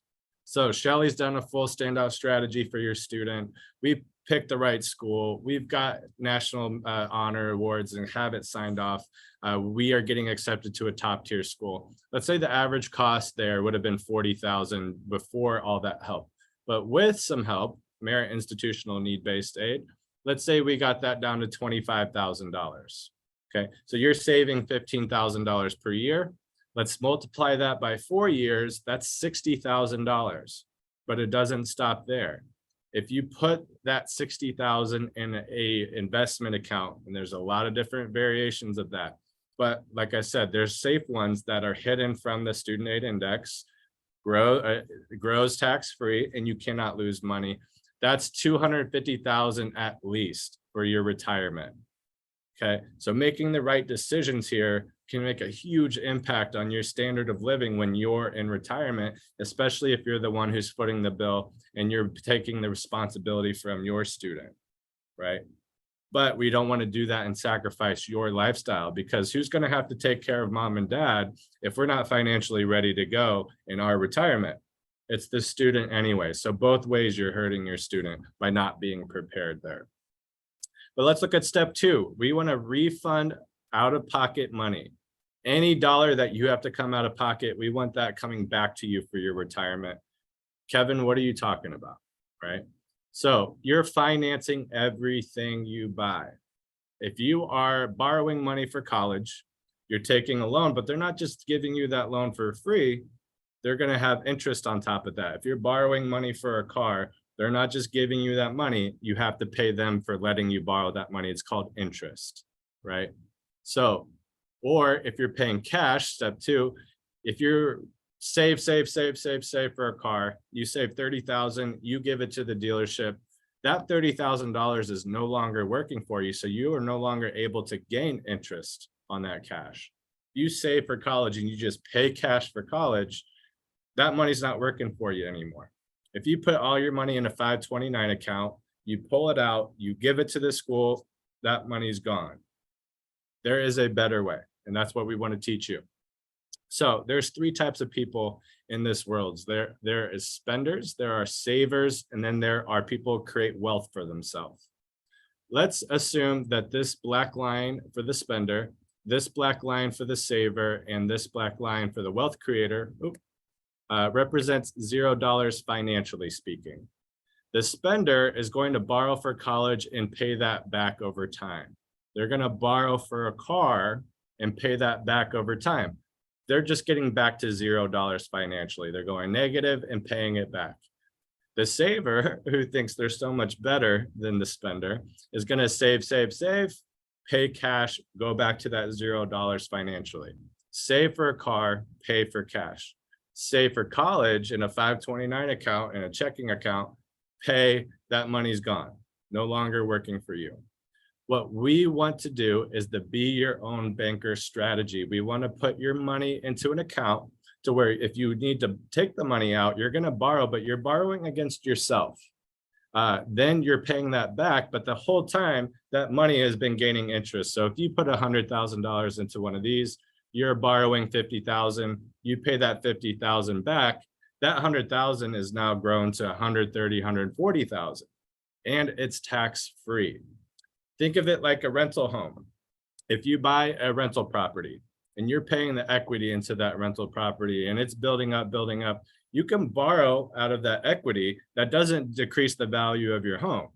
You're able to borrow that cash out, grow it back, and then that equity is still growing. It's the same thing here, except for we don't need to borrow, or we don't need to buy a whole property to do so. It's very complicated, but very smart and easy to understand. But again, that's what we'll teach you. Book an appointment with us. We'll talk to you more about that. The best thing, again, this does not count in your student aid index calculation, right? Okay, so let's look at a case study. Mom and dad had 3 boys. They all went to state school. State schools do not give a whole lot of money. We've coached you guys on that so far. They got $2,250 each per year, so that's $27,000 total, all 4 years. Mom and dad, however, decided to be their own banker. They did exactly what I just taught you. That saved them $95,000 in interest that they were going to borrow for school, right? Just on $27,000, the interest add up. Some of these have hidden fees, hidden costs. 2016, there were a couple of major schools that got in a lot of trouble. You went to their financial aid office, they sent you to a preferred lender, a preferred loan, and that preferred lender had a fee. Well, it turns out those big colleges were getting that fee on the back end. That's illegal. You can't do that. So not only are you borrowing, but they're sneaky about it. So we saved $95,000 in interest for this family. We put it in a be your own banker strategy, and we got $350,000 tax-free for mom and dad's retirement. I have countless examples of this. I see a few of you who I know the names in the crowd here who are currently participating in this, and they're shaking their head. Oh yeah, we saved a bunch of money with Kev, thank you. Okay, so best way to describe what we do. Shelly focuses on what it takes to get into the best fit school, everything we covered with you so far, the academic fit, the social fit, the standout strategy. How do we stand out to get the most amount of aid? Then I come in with my team, with financial planners, comprehensive financial planning, and get your return on investment. Any money that you do have out of pocket, let's make sure that's not counting against you in that student aid index. And let's protect it. Don't pay cash for school. It is the worst possible way. So it's so frustrating when you understand opportunity cost. We will teach you. Please come in, please book an appointment with us. I put in the chat box here one more time a link so you can book one of those with us. Let's look at 5 major areas of expense. We have mortgage payments. We have taxes. Some people come in after working their whole career, come into my office, hey Kev, I have $1 million in my 401k. I said, no, you don't. You have 750,000. What are you forgetting? The taxes, okay? Then we have qualified plans. Again, 401ks, IRAs. How are you funding those? Is your company giving you a match? Is it a 50% match? Is it a 100% match? There are different ways that we can look at. Is it better putting that money somewhere else? How much are we going to pay in taxes? Would it be better to put it somewhere else that grows tax-free for the rest of my career, right? And can we leverage any of those assets for school? Some people's college strategy is we're going to borrow out of our 401k and pay for school, okay? Quiz question, if you're borrowing out of your retirement account and you lose your job, how long do you have to pay that back? It's 30 days. You have 30 days. So if you're borrowing $30,000 for one school and you lose your job, where are you coming? You're going to have to pay those penalties and fees. Cost of college, we beat that up today. That's a major expense. And then major capital purchases, cars, weddings. For those of you who have daughters, you might want to teach them what elope means. There have been more and more and more, and I'm speaking from experience. These weddings are expensive today. And then vacations, etc. So anywhere you're spending major money. But I want to pay note to one thing. You have a professional that's going to help you with the mortgage. You have a real estate agent and you have a professional lender that's going to work with you. Hopefully you have a tax professional, a CPA, someone who does that for you, or at least you're using a major company that like an app that you can use to help you along the way. Someone's running your 401k, your qualified plans. Someone's doing those investments for you. Someone's going to plan that wedding planners. There's vacation planners. Why would you go at the college by yourself? We've hammered opportunity cost over and over again. There's so many different ways you can make major mistakes that cost you so much money, and it's just not necessary, right? Okay, 3 questions. For those of you who have a mortgage, if you're paying over your monthly payment, just a quick example of how you might be losing money unknowingly or unnecessarily. If you're paying over your mortgage payment, does that increase the value of your home? No. Does that decrease your monthly payment moving forward? No. Is your money easily accessible? No. It's not bad. It's just not good. There's better ways to handle your money, put it someplace else where you can really utilize your funds. So that's an example of what we do. Long-term effects, we want to figure out where you are for your retirement. If you go on past the first appointment with us, we'll give you a full retirement analysis. Okay, we want to know where all the money, where's your expenses. That's how we can help you the best to get a full 10,000-foot view and really get in there and show you all the ins and outs of what you could be doing best for your retirement. So let's look at the roadmap to funding. SAI analysis, quick questionnaire. Let's calculate your student aid index. College cost analytics. Do you want to go to a state school? Do you want to go to a private school? Where's your test grades and how will that qualify you for extra aid? We're going to look at that. Can we lower the cost for you? Is that possible? Are you already in school? We'll answer those questions for you one-on-one, and we'll give a full retirement analyze. Financial education. Again, if you have a 529, can we harvest that? Can we put that in another account that's going to be more beneficial to the family? We look at tax-free strategies. Again, I have multiple books on my desk here about how we can have a completely tax-free retirement. Again, I don't just teach college funding. I teach retirement planning, Social Security, estate planning. One of those is tax-free retirement. It is possible, and I do it all the time with my clients. Okay, early retirement options. When do you want to retire? I know the answer is yesterday for most of you. Myself, I think I'll work to the day I die. I love what I do. But is early retirement an option for you? The mistakes or the decisions you're making and how we're funding college is going to drastically affect that, right? Then we're going to design a specific funding plan with you. If you already have someone who's running your investments, that's fine. I'm not here to replace them. I have a specific goal here, which is to create a college planning. And I promise 95% of the financial planners out there who don't specialize are going to say, well, let's start a 529 account for you, right? Because they just don't know what the ins and outs are. Again, can we harvest the current plans?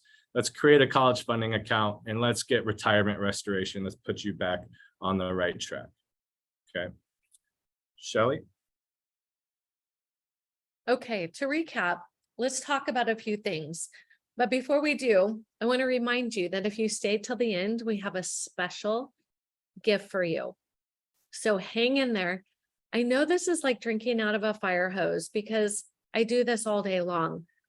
But the hard part is if you don't know this, there's a lot of regret. People call me when their kids are young. I've got it. They call me when they're seniors. Shelley, I don't have it. Help. And now everybody's stressed out and frustrated. So let's just talk about a recap. We're almost done. Understand the financial aid rule book and how it applies to you.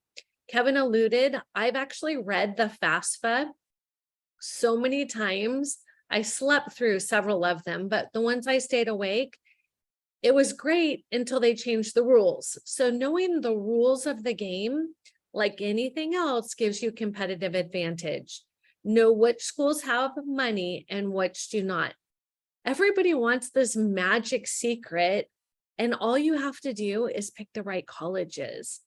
But I will be honest, what you Google is not the right information. You need to know who got in last year and are you competitive? Fill out your forms accurately and on time. That means no procrastination because the money will run out. Negotiate with the schools, and when appropriate, make sure you're doing it with wisdom. Do not go to them and say, but I really need more money or my child can't come here. Everybody wants more money. What we do is we help you with actual award-winning letters and help you craft your story, because it does matter. Be prepared for a last-minute ambush. What does this mean? This means, you know, those service hours that your child may have just kind of inflated a little bit. Don't do that. Having a company certify them like we do, it just absolutely makes it that they will not be ambushed. It is being prepared. Figure out where you're at for retirement and avoid college ruining it. It breaks my heart every time I meet with a new family and I ask them what's more important, the academic fit, the social fit, the financial fit. And of course, the student says the social fit and the parents say the financial fit. And the reality is, if you don't do this right and don't have a plan, it's going to cost you in all areas. So here's some more tips. When's the best time to start? Now. We help students from 8th grade all the way through transfer students, PhD, law, medicine, the whole bit. Use professionals. Like Kevin said, you could do your own taxes or you have a bookkeeper or a CPA. They will save you so much money. I learned that the hard way. Work with our former admissions officers. Right now, I have the dean of students for the Claremont McKenna schools. These are not kids. These are adults with a ton of experience. We have guidance counselors, strategic enrollment managers, educational consultants, test strategists, essay editors. It truly takes a village.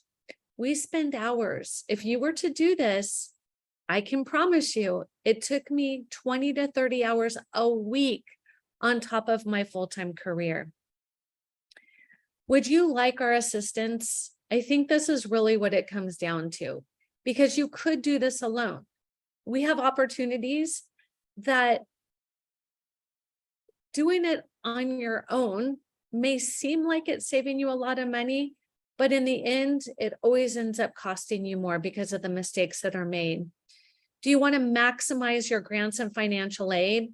That is a fact. In 22, 23, our students earned 22.3 million in scholarships. That's gift money. That's not need-based.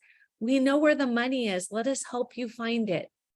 To find your SAI now, Kevin said, when you book a call with us, that's part of the deal. You'll know exactly what your student aid index is. Finding what is affecting your SAI negatively, right? You wouldn't just be okay if you had a bad credit score. You would want to investigate. That is what we need to do. Why are you expected to pay so much money? You don't need to. I didn't. I don't want you to. On investments that will lower your SAI, on education for alternative college savings accounts that are superior, way superior. I could go all day long about how the 529 almost cost my son his full Harvard scholarship. Plan now to save you time, money, and costly mistakes. So, Kevin, you want to go over the takeaways for funding?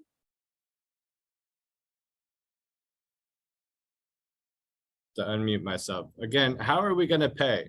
Are we going to just pay as we go? I already told you the penalty for just paying cash, right? And then not being prepared. Are you going to borrow from your 401k? We covered that. If you have a family member, grandparent, aunt, uncle who wants to assist with the cost, we still don't want them paying the retail cost. We want what we call wholesale. We want to make sure that we have that standout strategy and saving them as much money as possible as well. And again, loans, good ones, bad ones, there are so many options, and those are also consistently changing. Fees. One point I did want to make is, if most people don't know this, but you can go to the IRS and they will file your taxes for you for free. Okay, but if they're doing that, do you think that they're going to do that in your favor? Or do you think they're going to do it in their own favor? They're going to help save you as much money to pay them as possible. I equate that to going to a financial aid office at a university. Okay, they are a business. College is a business. They want the most money from you. You want to pay the least. Okay, so you want an outside, non-biased opinion on how the financial aid system should be affecting you.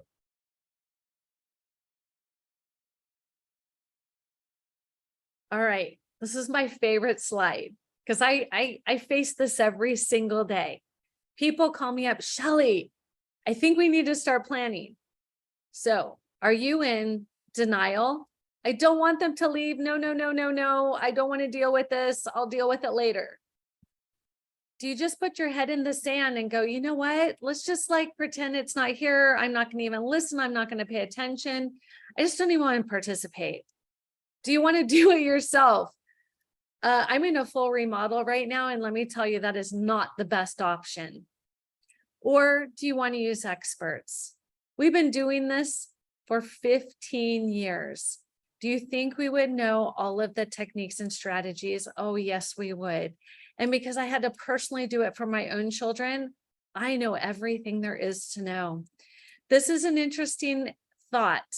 You could Google how to pay for college, and this is what you would find. Really, this is what you would find. You can do it. It's scary out there. Don't listen to Google. Now, remember when we talked about blind spots, the known knowns and the unknowns? Well, I hope you now know. So now you get to choose. Now that you have the knowledge, what are you going to do with it? Are you going to pretend it's not there? Are you going to put your head in the sand? Are you going to ask for help? Or are you going to do it yourself? Because your 17-year-old has no idea how much $300,000 in debt means. They don't even know how much rent costs. So please do not think this is a good time for your teenagers to stand up and learn a lesson, because it will cost them for the rest of their life. Our college planning services guide the student on finding the right colleges and ensuring they get accepted. Our students on average apply to 12 schools. Out of that, they get into 9. Why not all 12? Because we want them to dream a little bit big, and we want them to have a lot of opportunity. Get parents free money. Yes, free, not stuff that you have to pay back. Those are loans. That's not free money. And we want to show parents how to fund the cost without using your retirement. To me, that's part of the tragedy, is thinking short term, we'll just throw something at it and hopefully it all works out. These are the 67 steps that you'll need to go through. I promise you, after doing it myself, if I could have hired somebody, I would have hired somebody. Who do we work with? I will be honest, we don't take every student. Because of a student I get on a call with and they say, I don't want to go to college and I don't want to be here. My parents are making me. That is not success. We are 100% successful with our students. Our students get into every tier school. We're not just focused on the Ivies. We're not just focused on the state schools. What are we focused on? Your student. The goal is not getting them into a college, it's getting them out without debt and onto a great career that makes sense.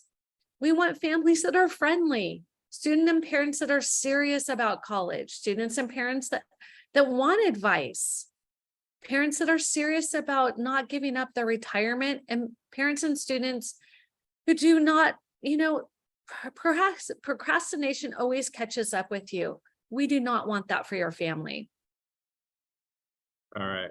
So what are we offering? We're almost there, guys, I promise. So this is our process. For those of you, maybe you have some engineers in the room, someone who has their own career, once you find a process, it works, you stick with it, right? So we're starting off here right now in the enlightenment experience. Maybe a light bulb has gone off for you, right? What's next? We're going to make an offer for you to come in one-on-one. That's a discovery meeting. Again, here in the chat, I've got it put a few times, but one more, there's a link for you. Then we're going to build a strategic design. Your student is unique. Mom and dad's income and assets are unique. It's not the same for everybody. So we have to make a specific design for you. But then we're going to plug that into the 67 steps that we've created, our process that we know works. Then we got to implement that plan, right? Then at the very end, we're always going to keep educating. Even once your student's in there, Shelly has multiple different workshops, essay workshops, a lot of things that are going to help your students along the way.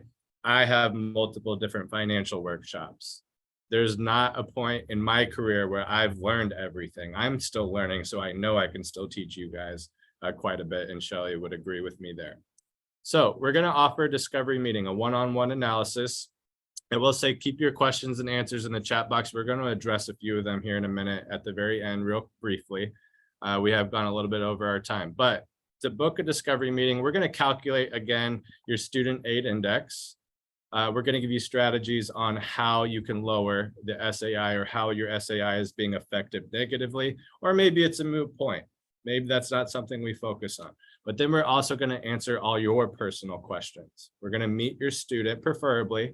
If you're not comfortable, that's okay, but we love to speak to students. Why? Having an outside perspective always makes a difference. I can't tell you how many times I've asked a student a question and the answer mom and dad are perplexed by. They said, that's not what they told us last night. It comes different from a third party. So more than welcome for the students to attend. We'll answer all your questions. We'll give you additional strategies on getting accepted, getting financial aid and funding. Okay.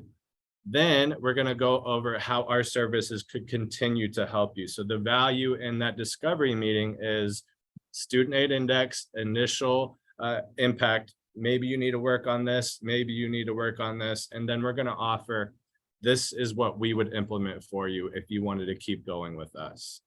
Okay. Again, both parents and students are recommended to attend. We are hourly, and my financial firm are hourly advisors. Okay, we are $400 an hour, but because you guys attended this workshop and I don't have to spend that full appointment teaching you because we just taught you today, we're going to offer you that at a $97 cost. Okay, there's a lot of value in that. Just the student index alone, knowing how that will affect you, or that meeting alone could save you thousands of dollars. But also we're going to give you a lot. I don't ever want money to be in the way between me and helping a student out. This is the lowest that I could honestly get it with our operation cost, but we'd love to meet your family and come in. We do have limited spots available, so please book within the next 2 weeks. We have 2 more educational workshops this week, so our schedule is going to get booked up pretty quickly. So book within the next 2 weeks and we'll give you some instructions there. At the end of the presentation, you should have a link in your email.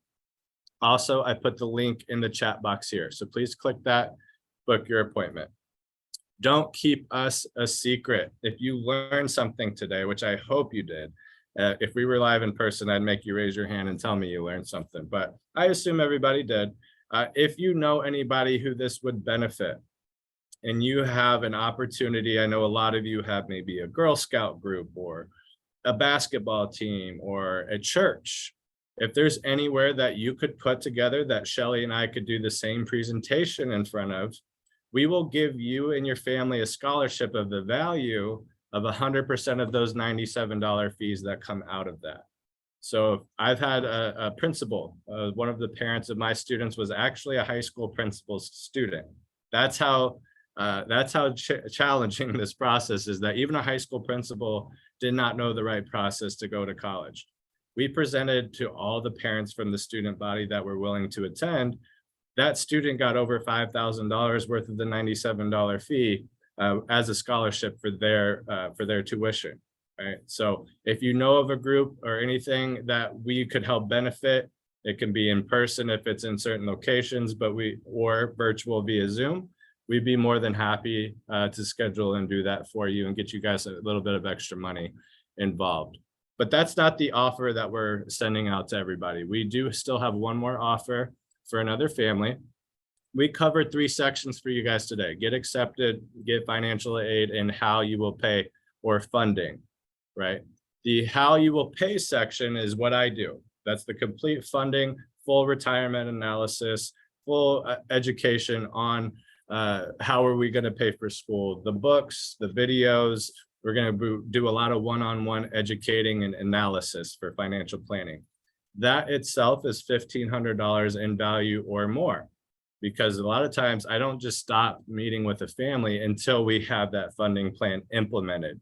So it could be a value of $3,000, but minimum $1,500 value. The way that you can get that is book your discovery meeting. Again, there's a link in the chat, and submit your SAI fact finder, which you will receive after booking the discovery meeting. Okay, so what we're going to do is in sequential order, when you guys are booking your appointments, we're going to have Google do a random number of how many between 0 or between 1 and however many people booked, whatever that number is, we'll contact you. These were our 2 previous winners live in Houston, but we might request a cheesy picture from you as well, if you don't mind, but no. Book your appointment, schedule within the next 2 days. I'm sorry, 2 weeks, and book it within 24 hours, and we'll go ahead and reach out to you guys for that. Shelly, do you want to touch on some questions, or do you have anything else for them real quick? So the last slide I want to leave you with is positivity. You read social media, you hear people, it's competitive, it's expensive, it's impossible, I don't want to go, I don't want to go into debt. And I just want you to know, it doesn't have to be like that. I wanted to leave you with some positivity that my kids are no more special than your kids. And what I learned through this process is if you help them truly be the best version of them, they get into the best college for them.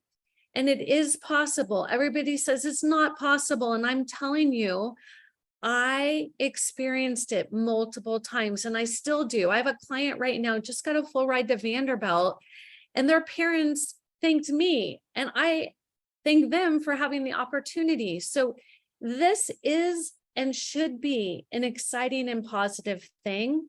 And so I just want to honor that. And here, one last time, is the way to earn that $1,500 scholarship and to book your discovery meeting. So with that, Kevin, are there any questions that we wanted to answer? I want to join on here and see what kind of questions. Looks like the first few were, if you could hear us or not. Passion with a purpose. What if my 12th grade student does not know what she wants to major in? Shelly?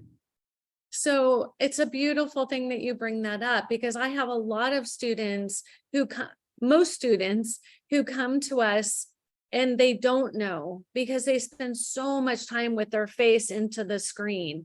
How would you know? Back in the day, we were the fastest on the street, or we could jump the highest, or we knew like we had these really cool gifts. These students, unfortunately, are not in that world. So what do? We help them to get there. And how we do that is we talk to them. We speak teenager. I love teenagers and they love me. The neat thing about it is they'll tell me things that they may not share with family members, because I am like their private secret weapon. My only job is to get them their dream. So they listen. I don't ask them to do chores. I don't ask them to do homework. Like, they really like me. Best job ever. That's how we start. We have to first get into their core values, their gifts, their talents, their passions. And then we help them to navigate what that looks like. That is how we do it. For some students, it takes 1 or 2 sessions to get through that. For others, it may take 6 sessions. It's important to know that you, as the parent, because I'm a parent, will say, why don't we do this community service? And why don't we do that community service? And they're like, no, that's really stupid. And it's kind of hurtful because we're just trying to help. But when I give them brainstorming opportunities and we find it together and they find their why, they are on fire. And that's what our students are doing. Good. And also start now. If we're a senior and we haven't gotten the planning, It's not too late, but let's go ahead and get that done. And if you're not a senior, you have a freshman, sophomore, junior, take advantage of the time that you do have, because even if we can help a senior, there's a lot more that can be done earlier on, right? Let's see, if the child has already started school in this process, is it too late for the next year's plan? This process too late. Child has already started school. We can help all students, right, Shelley? I mean, it's worth at least the discovery meeting to see if we can help you. All situations are different. Yep. And then that question should be if a student has a job. Looks like there was a comment somewhere along the way. I'm not sure where that was in there, but if a student has a job, remember that any assets or income coming from the student is going to be more weighted into the calculation for student aid index, but everybody's going to be unique. So again, please book the appointment. We'll calculate that. And I think one last question here. If a student had, or let's see. Yep.